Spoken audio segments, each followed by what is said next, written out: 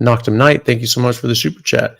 Can you explain more about weightlifting and muscle gain progress on carnivore? My trainer is really on me about this diet, so I'm using your answers to fight him.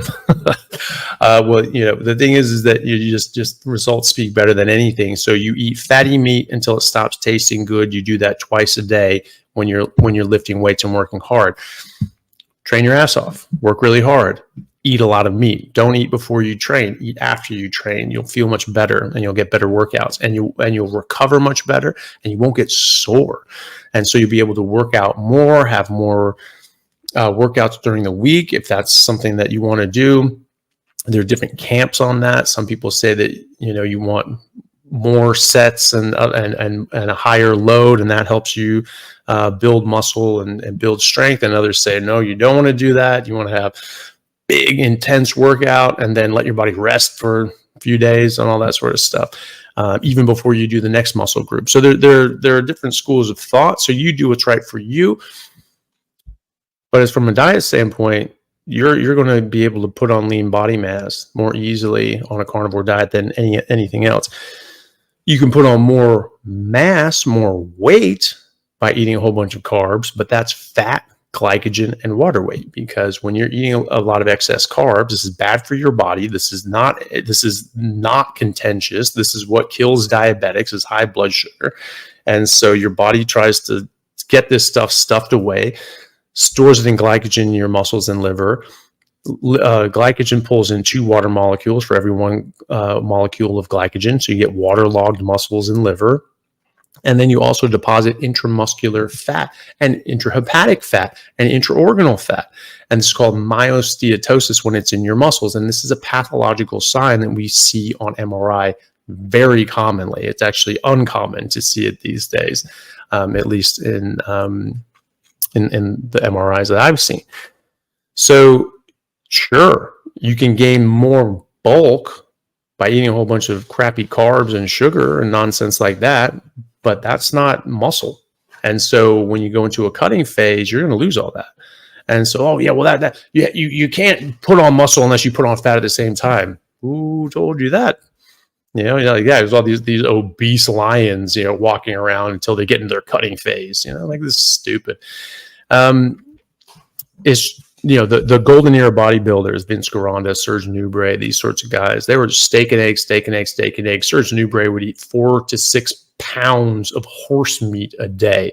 He's French. The French eat more horse than other people do. And nothing wrong with it, though, as far as nutrition is concerned. And absolute monsters. And this was before the steroid heyday. So it's absolutely in your best interest to do a carnivore diet when you're lifting weights. So just do that. Just eat a whole bunch of meat. Point out the Vince Gironda and Serge Nubret. One thing with Gironda is he thought that once a week you had to load up on carbs because he thought that was the only way to store up your liver glycogen. That's not actually true. You do store liver glycogen and muscle glycogen whether or not you eat carbohydrates, but at the time that was our understanding of biochemistry. And then actually speaking with Professor Tim Noakes, who's one of the foremost sports medicine doctors and scientists and sports physiologists in the world. He has over 750 published papers, studies, and books on the subject. And I mean, the man's prolific, and he's just an absolute pillar in the field. And he is very clear that you do not need nor want carbohydrates in your training as a top tier athlete, because you get the exact same performance. And in fact, I would argue that you eventually, once you're fully keto fat adapted, you get better performance. That was certainly my experience. You have unlimited nearly energy potential, because even in an athlete who has 5% body fat, someone very lean, they're storing in their body fat 100,000 calories of energy in their body fat, right? So you don't need to carb load, 1,000 calories of pasta or 2,000 calories of pasta.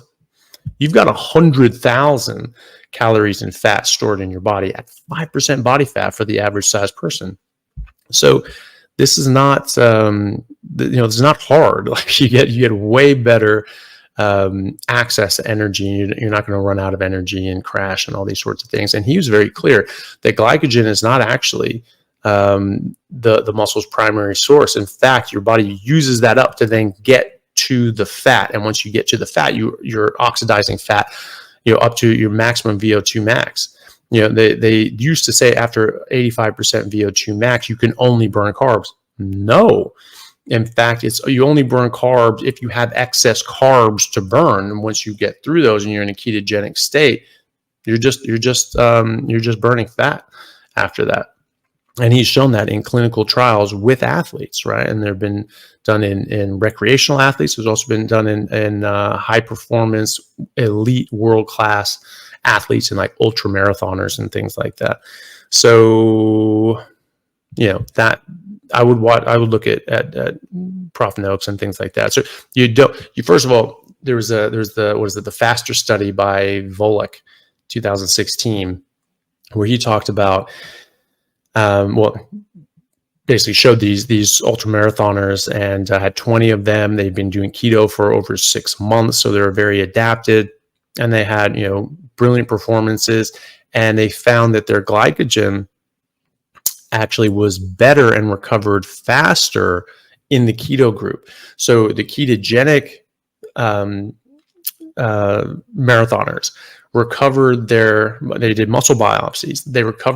They had similar muscle glycogen before exercise, and they had more glycogen directly after exercise, and they recovered their muscle glycogen faster as well after they exercised. And 3 hours afterwards, they had similar amounts of muscle glycogen between the keto fueled athletes that were not refeeding or eating anything else, and the carb fueled athletes who were just sucking down sugar water and things like that. So no, long story short, you can definitely put on a lot of muscle, but you won't put on the fat, the glycogen, and the water weight. And so it may look like, you could be getting bigger fast. Bigger is not the point. More muscular is the point. More lean body mass is the point. And that's what you're going to get with a carnivore diet. It's not going to be, just putting on a bunch of fat, glycogen, and water weight. So, that's what you tell them.